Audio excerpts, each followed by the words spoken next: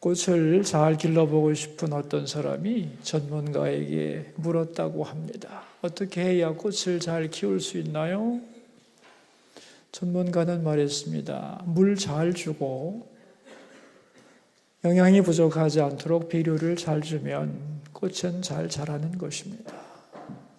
그 말을 듣고 이제 그 사람은 그렇게 열심히 물도 주고 비료도 주었습니다. 그런데 꽃이 계속 시들시들 하더니 죽고 말았습니다.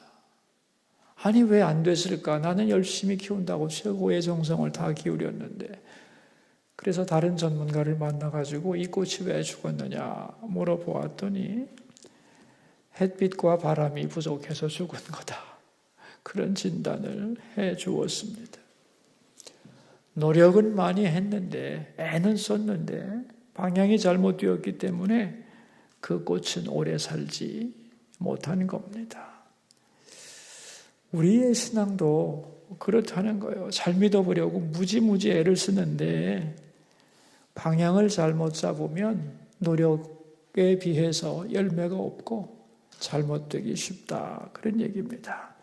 그래서 신앙이 내 마음대로 잘 안 되고 성장하지 않고 자기 마음에 실패했다고 느껴지는 이유가 뭐냐? 마음 관리를 잘 못해서 그렇다는 거죠. 어떤 행동을 자꾸 규제하려고 하는데 사실 그 행동도 어디서 나오는 거냐 하면은 마음이 원인이거든요. 그것을 모르고 그 마음 관리를 안 하고 행동에만 자꾸만 신경을 쓰고 규제를 하려고 하다 보니까 실패하는 거다. 이 달라스 윌라드라고 하는 분의 말입니다. 그러므로 신앙인들이 자꾸 행동을 보고 그 행동을 규제하려고 하지 말고 마음의 변화를 시도해라. 마음의 관심을 가지고 하나님께 마음을 드리는 작업을 하게 되면은 신앙은 놀랍게 성장할 수 있다. 그런 말입니다. 여러분, 내가 마음을 하나님께 드린다는 생각 잘 안 해보셨죠? 교회 열심히 다녀야 되고 기도 많이 해야 된다고만 자꾸 생각한 거 아니에요? 근데 사실 그보다 더 중요한 것은 그 모든 것을 가능하게 하는 내 마음을 하나님께 드려야 되겠다는 그런 마음, 그런 변화가 먼저 있어야 저절로 나머지 행동이 따라오게 된다. 그런 얘기입니다. 오늘은 마음의 기능에 대한 말씀인데 이 시대는 마음에 대한 연구를 많이 하죠. 왜 연구하느냐 하면은 몸과 마음의 관계성을 연구해서 서로 윈윈하려고 하는 거죠. 다시 말하면 마음을 연구함으로써 몸을 통제하고 몸의 건강과 행복을 증진시키기 위한 것이죠. 왜냐하면 세상의 관심은 결국 뭐냐 하면은 우리 몸을 통해 주어지는 행복이거든요. 그러니까 마음을 연구하는 것도 사실은 우리가 몸으로 행복하게 살아가게 하기 위한 방법이다. 그런 얘기입니다. 거기에 강조점을 둔다는 거죠. 그런데 성경은 반대입니다. 마음을 통하여 우리의 몸을 유익하게 하려는 것이 아닙니다. 하나님은 마음을 통하여 영을 새롭게 하려고 하고 더 나아가서는 하나님을 만나는, 하나님과 연결하는 거기에 초점을 맞추고 있습니다. 어제 우리가 배웠잖아요. 성전의 구조가 우리 마음의 구조와 똑같다고, 그죠? 그러니까 마음의 기능은 뭐냐? 마찬가지입니다. 마음의 기능이 성전의 기능과 똑같은 거예요. 자, 여러분, 그럼 성전의 기능이 뭐죠? 성전의 기능이 뭐예요? 인간과 하나님의 만남이에요. 하늘과 땅이 얼마나 멀어요, 그죠? 그런데 이 하늘과 땅이 만나는 곳이 어디냐? 성전입니다. 이 성전에서 어떻게 하나님을 만나느냐? 제사를 통해서. 그죠? 제사를 통해서 하늘과 땅이 만나는 거예요. 근데 그 제사 속에는 뭐가 들어있냐면 죽음이 전제되어 있는 거예요. 짐승을 죽여서 제물로 드리잖아요. 다시 말하면 내가 죽어야 마땅하다고 하는 자기의 죽음을 고백하면서 성전에 와서 하나님을 만나는 거거든요. 그러니까 우리도 마음의 성전에서 하나님을 만나려면 죽어야 되는 거예요. 우리 마음이. 하나님보다 더 사랑했던 그것을 내 마음에서부터 죽임으로써 하나님을 만나게 되는 겁니다. 그러니까 성전도 그러하고 우리 마음도 그러하고 기능은 똑같다. 하나님과의 만남이다. 그러니까 우리 마음은 하나님과 우리가 만나는 접촉점이다. 그런 얘기죠. 그러니까 이 마음을 잘 관리해야만 하나님과 날마다 교통하는 삶을 살아갈 수 있는 것이다. 그런 얘기죠. 여러분, 성전에서 제사를 잘못 드리면, 제사가 변질되면 어떻게 돼요? 하나님이 성전을 떠나갑니다. 성전을 버리기도 하죠. 마음도 똑같습니다. 우리 마음이 하나님 앞에 바로 서지 못하고 세상 것으로 가득 차 있으면 하나님도 우리 마음에 계실 수가 없는 거죠. 그러므로 내가 어떤 마음을 갖느냐에 따라서 내 마음 속에서 세상을 내려놓고 포기하고 십자가에 죽고 하나님만 바라보면 하나님과 접촉하게 되고 하나님의 뜻을 알게 되고 하나님과 함께하게 되고 하나님의 뜻을 이 땅에서 펼쳐가는 도구가 될 수 있는 거죠. 반대로 내가 세상에 대한 미련과 애착을 가지고 세상에 대한 사랑을 버리지 못하면 나와 하나님이 함께 할 수 없는 거죠. 그래서 하나님의 나를 떠날 수밖에 없는 것이죠. 그러니까 바로 마음 하나에 그것이 달려있다는 거예요. 하나님과 내가 함께 가느냐, 가지 못하느냐, 그게 바로 마음에 달려있는 거예요. 마음은 커다란 공간이라고 그랬잖아요, 여러분. 그죠? 이걸 마음이 커다란 주머니라고 한번 생각해 보세요. 하늘과 땅 사이에 이 커다란 주머니가 있는 거예요. 마음이 있는 거예요. 근데 여기서 마음에서 바람이 쫙 빠지면 말이죠. 세상의 바람이 쫙 빠지면 하늘과 땅이 만나게 되는 거예요. 마음을 중심으로. 내 마음에 세상 생각이 가득히 들어가면 하늘과 땅이 멀어지는 거하고 똑같습니다. 내 마음에 따라서 하늘과 땅이 맞닿는 것처럼 만날 수도 있고 아니면 너무너무 멀리 벌어질 수도 있는 거죠. 요한복음 1장에 보면은 하늘이 열리고 하나님의 사자들이 오르락내리락 하는 것을 보리라고 하시는 말씀이 나와요. 예수님께서 나다나엘에게 하셨던 말씀인데요. 나다나엘에게 이렇게 말씀합니다. 저는 참 이스라엘 사람이라 그 속에 간사한 것이 없도다. 그러자 나다나엘이 말이죠. 어떻게 저를 아십니까? 네가 무화과 나무 아래 있을 때 보았다. 네가 무화과 나무 있을 때 내가 너를 보았다고 놀라느냐? 이보다 더 큰 일을 보리라 하고 하신 말씀이에요.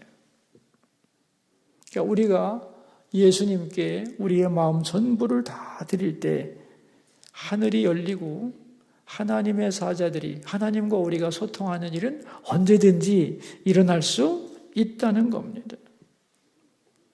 그러니까 하늘나라는 죽은 다음에 가는 나라도 아니고 여기서 멀리 있는 것도 아니라는 거예요. 오늘 바로 여기서 내 마음이 십자가에 제대로 죽고 그렇게 되면 우리 에베소서 2장에서 배웠잖아요. 그죠? 예수님과 함께 죽으면 예수님과 함께 부활하고 예수님과 함께 승천하고 예수님과 함께 하늘 보좌에 앉게 된다고 하셨잖아요.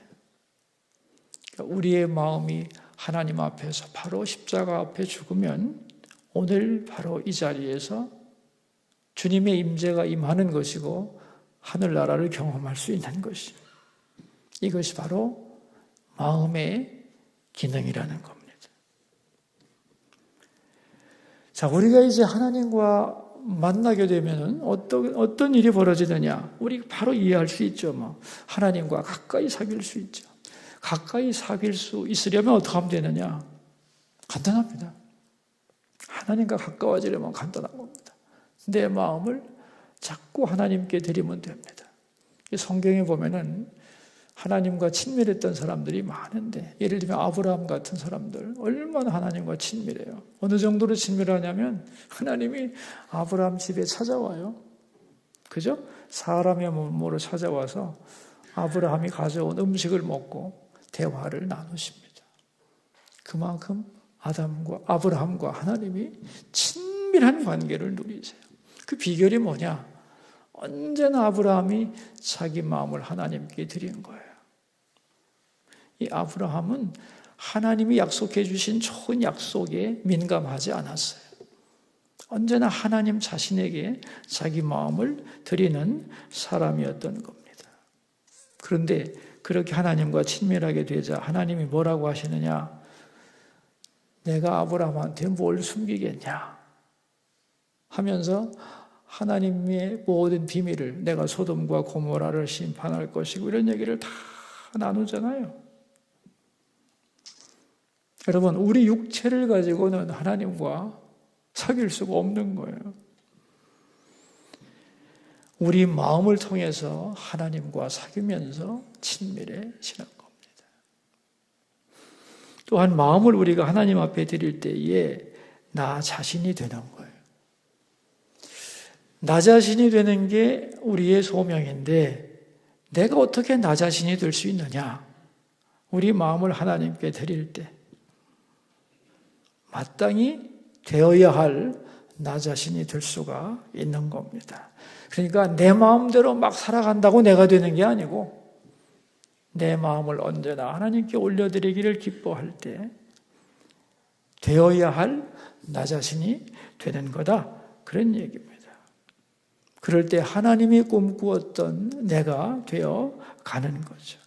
그러니까 마음이라고 하는 것은 결국 하나님과 나를 만나게 하고 나 자신이 되게 하고 오늘 내가 하나님과 소통하는 천국을 경험하게 하는 매개체가 된다, 그런 얘기가 되겠습니다. 우리는 육체를 보면서 이게 나라고 생각하지만 사실 이 육체가 나는 아니잖아요. 이 육체는 언젠가는 썩을 것이고 죽을 것이고 없어질 것이에요. 진짜 나는 누구냐? 내 마음인 거죠. 컴퓨터로 말하면 나라는 인간은 이 하드웨어가 아닌 거죠. 진짜 황명하는 이 육신의 모습이 아닌 거죠. 나의 마음이 진짜 나의 본질이다, 그런 얘기죠. 오늘 본문은 하나님과 내가 만나기 위해서 해야 할 일에 대하여 말씀합니다. 한마디로 말하면 죽어야 한다는 거예요. 자, 우리 1절 말씀을 같이 한번 봅시다. 그러므로 형제들아, 내가 하나님의 모든 자비하심으로 너희를 권하노니 너희 몸을 하나님이 기뻐하시는 거룩한 산제물로 드리라. 이는 너희가 드릴 영적 예배니라 그랬어요. 하나님이 기뻐하시는 거룩한 산제물로 드리라. 여러분, 산제물이란 말은 논리적으로 성립을 안 하죠. 왜냐하면 제물은 죽어야 하는 거기 때문에. 그런데 어떻게 산제물이 있느냐? 우리가 예배 드릴 때 우리 몸 자체를 죽이지는 않잖아요. 우리 몸은 살아있는 거예요. 그런데 뭘 죽여야 되느냐? 우리의 마음을. 육신적인 생각과 내 옛사람을 하나님 앞에 죽여야 된다는 거예요. 우리가 제사의 본질이 뭐냐면 죽음 아닙니까? 나는 죽었습니다. 이게 예배 때마다 죽어야 되는 거죠. 그게 바로 산제물이 되는 방법이라는 거예요. 그러니까 내가 산제물로 하나님께 드려질 때 이게 거룩한 예배가 되고 영적인 예배가 된다는 거예요. 어제 우리가 배웠잖아요. 거룩이란 뭐냐?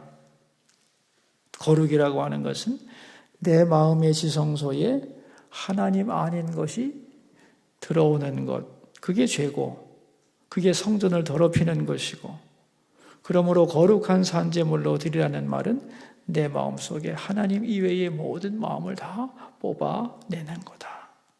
그것을 담았다면 그런 내가 죽기를 원한다고 고백하는 것이다. 그게 바로 영적인 예배라는 거예요. 그렇게 우리 마음을 하나님 앞에 내놓고 죽었음을 고백하면서 드릴 때에 2절에 보면 어떤 변화가 오느냐는 거죠. 같이 한번 읽어봅시다. 너희는 이 세대를 본받지 말고 오직 마음을 새롭게 함으로 변화를 받아 하나님의 선하시고 기뻐하시고 온전하신 뜻이 무엇인지 분별하도록 하라. 이 세대를 본받지 않게 된다는 거예요. 새롭게 변화를 받아서 하나님의 뜻을 분별하고 하나님의 뜻에 합당한 삶을 살아가게 된다는 겁니다. 그러니까 진정한 제사를 드릴 때, 즉 내 마음이 하나님 앞에서 제대로 죽을 때 하나님과 함께 교제하고 하나님의 뜻을 깨닫고 하나님의 뜻을 이 땅에 실천하는 도구가 되는 거죠. 그런데 이 마음을 하나를 제대로 죽이지 못하면 어떻게 되느냐? 하나님 대신에 이 땅의 것을 마음에 담고 살게 되면 삶이 망가진다는 거죠. 하나님을 떠나게 되고 이 세대에 빠져들게 되고 그리고 하나님의 뜻과는 무관한 인생을 살 수밖에 없는 것이죠. 저는 오늘 이 로마서 12장 1절과 2절을 읽으면서 꼭 드리고 싶은 말이 있어요. 여러분, 우리가 제사를 드리는데, 즉 예배를 드리는데 이것이 산제사가 되려면, 진정한 제사가 되려면 꼭 필요가 한 게 있어요. 우리의 예배가 능력 있는 예배가 되려면, 우리의 몸과 영이 상호작용을 일으키려면 반드시 해야 되는 게 있어요. 그게 뭐냐면 몸과 영을 연결시키는 게 우리의 말입니다. 우리가 우리의 마음 속에서 세상 것을 빼내고 하나님으로 우리의 마음을 채워가려고 할 때에 이것을 우리 속에서 작동시키는 것이 뭐냐? 우리의 말이라는 거예요. 자, 여러분, 우리가 마음을 하나님께 드리고자 할 때에 그것을 말로 고백하지 않고 가능할까요? 우리 마음을 하나님께 정말로 드리고자 할 때 어떻게 해야 되냐면 내가 내 마음을 하나님께 드려야지 생각으로는 드려지지 않는다는 거예요. 우리 마음을 정말로 하나님께 드리려면 내 입으로 내 마음을 하나님께 드립니다라고 구체적으로 내 말로 표현해야 한다는 겁니다. 아, 내 마음을 하나님께 드려야 되겠구나 하고 인식하고 깨닫는 것으로 드려지는 게 아니라는 거예요. 오늘 우리가 찬송가를 불렀잖아요. 주 너의 하나님을 사랑하라. 그러면 맞아, 사랑해야지 하고 생각으로 끝나면 안 되는 겁니다. 그건 사랑이 될 수 없는 거예요. 그럼 어떻게 해야 되느냐? 직접 내 입으로 사랑을 고백해야 됩니다. 주 하나님을 나는 사랑합니다. 그런데 마음으로는 사랑한다고 생각했는데 입으로는 안 나와. 그렇다면 지금까지 내가 속은 겁니다. 나는 하나님을 사랑해라고 생각했던 것은 거짓말이라는 거예요. 정말로 내가 하나님을 사랑한다면, 그리고 사랑하기 위한다면 반드시 그 결심이 입으로 고백되어 나와야 된다는 거예요. 예를 들면 이런 거죠. 내가 저 여자를 사랑한다고 생각하고 사랑한다고 늘 믿고 있는데 그건 완전한 사랑이 아닌 거예요. 어떻게 해야 돼요? 진짜 사랑은 사랑한다고 직접 고백해야 돼요.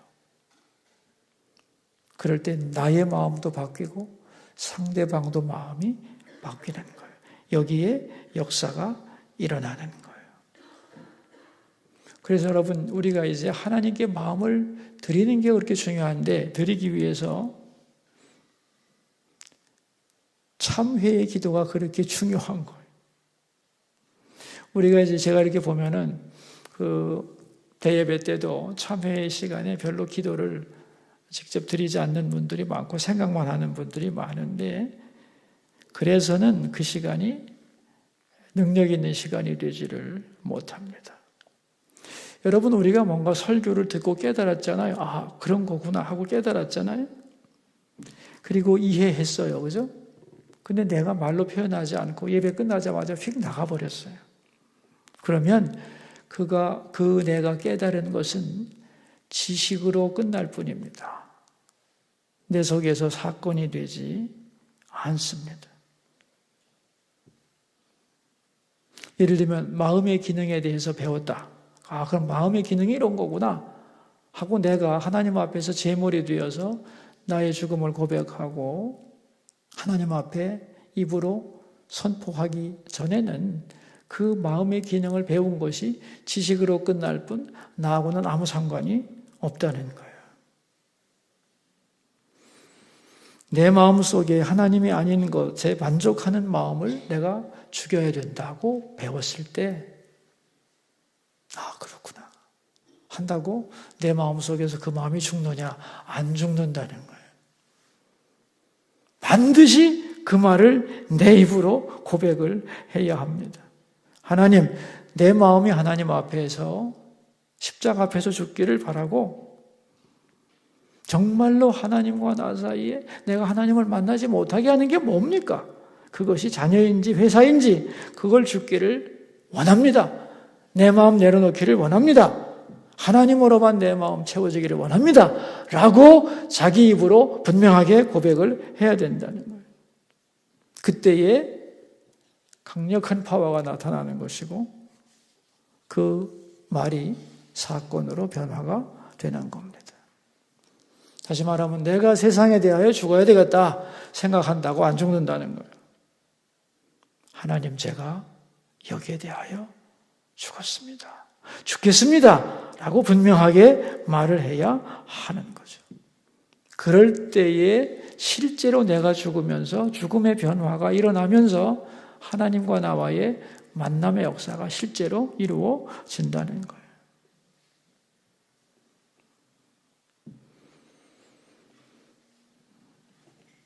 우리 비판하려고 하는 건 아니고 제가 이제 보면서 생각을 한 거예요. 그래서 우리 청년들이 새벽에 나와서 이렇게 예배드리는 거 격려하려고 끝난 다음에 이렇게 차를 마시고 대화를 나누는 거 굉장히 격려가 된다고 생각해요. 근데 제 마음속에서는 사실은 그래요. 이런 것을 우리가 배우고 나면은 그것을 내가 내 입으로 반드시 고백을 해야 돼요. 하나님 앞에서. 그럴 때 그것이 나의 사건이 되는데, 그렇게 하나님 앞에서 내 자신이 제물되는 시간을 갖지 않고 바로 일어서서 나가버리게 되면은 그것은 다 지식으로 끝나고 내게서는 사건이 되지 않아요. 그래서 이제 우리의 예배가 진정한 예배가 되고 영적인 예배가 되고 산 제물이 되기 위해서는 회개를 해야 되는데, 이 회개가 마음으로 생각으로 되는 게 아니다는 거예요. 우리의 입술로 분명하게 고백하는 그런 시간을 가지면서 내가 스스로 하나님 앞에 표현할 때에, 그때에 내 마음이 변할 수 있는 것이고 실제로 그러한 역사가 내 속에서 일어날 수 있는 것이라는 겁니다. 그래서 하늘이 멀리 있는 것도 아니고 앞으로 오랜 후에 오는 것도 아니고 바로 오늘 이 시간 우리가 어떻게 우리의 마음을 가지느냐, 그리고 하나님 앞에서 죽느냐, 그리고 그것을 입으로 분명하게 고백하느냐, 거기에 따라서 하나님과 우리와의 관계는 바로 이 자리에서도 변화할 수 있는 겁니다. 하나님이 우리에게 원하는 것은 딱 하나입니다, 여러분. 그게 뭐겠어요? 마음입니다. 우리의 마음을 다 드릴 때 하나님은 기뻐하시죠. 그래서 예수님도 사시면서 많은 일을 하셨지만 결국 예수님이 하신 것을 한마디로 정리한다면 예수님의 모든 마음을 하나님께 다 드린 거예요. 순간순간 그 마음을 하나님께 다 드렸습니다. 그 결과 하나님 아버지와 하나가 되어 사셨죠. 그럴 때 예수님의 모든 사역은 하나님의 뜻을 이루는 사역이었던 거죠. 그러니까 우리가 복잡하게 생각할 게 하나도 내가 어떤 삶을 살아야 되겠다. 아닙니다. 사실은 미래에 대한 계획도 중요한 것 같지만 나의 미래는 하나님께 있는 겁니다. 미래를 위한 계획보다 더 중요한 건 뭐냐면 늘 내 마음을 하나님께 드리는 훈련을 하는 거죠. 그럴 때 하나님께서 내 미래를 펼쳐 가신다는 거예요.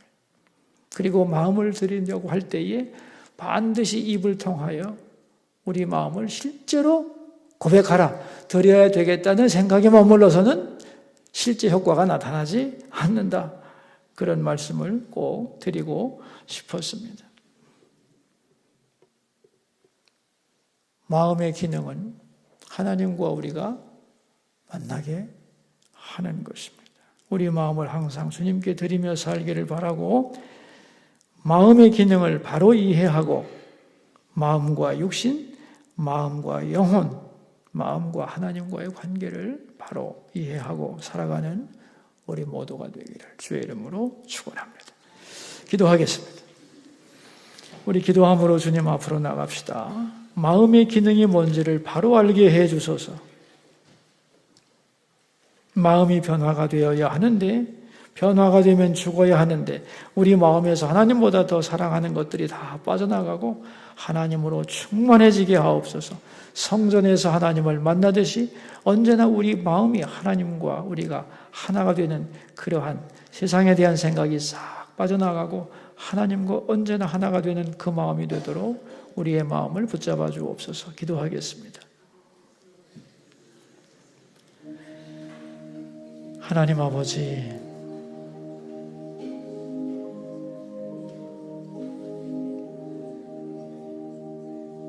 이 작은 마음 하나가 하나님과 우리를 만나게 하고 멀어지게도 합니다.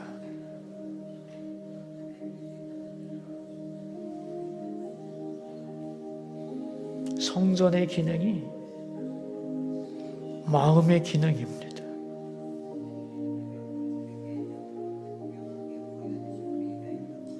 우리 마음을 통하여 언제나 하나님께로 나갈 수 있기를 기도합니다.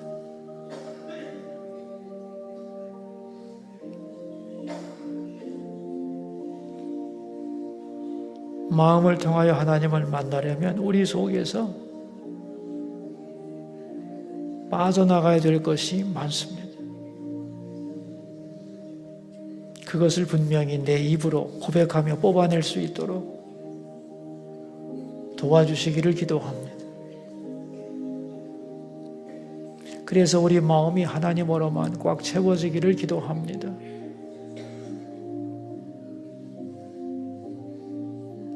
생각에서 그치지 말고 분명히 내 입으로 내 속에 있는 것들을 뽑아내고 하나님을 향한 사랑을 고백하면서 우리의 예배가 영적인 예배가 되고 우리의 마음속에 스스로 속지 않도록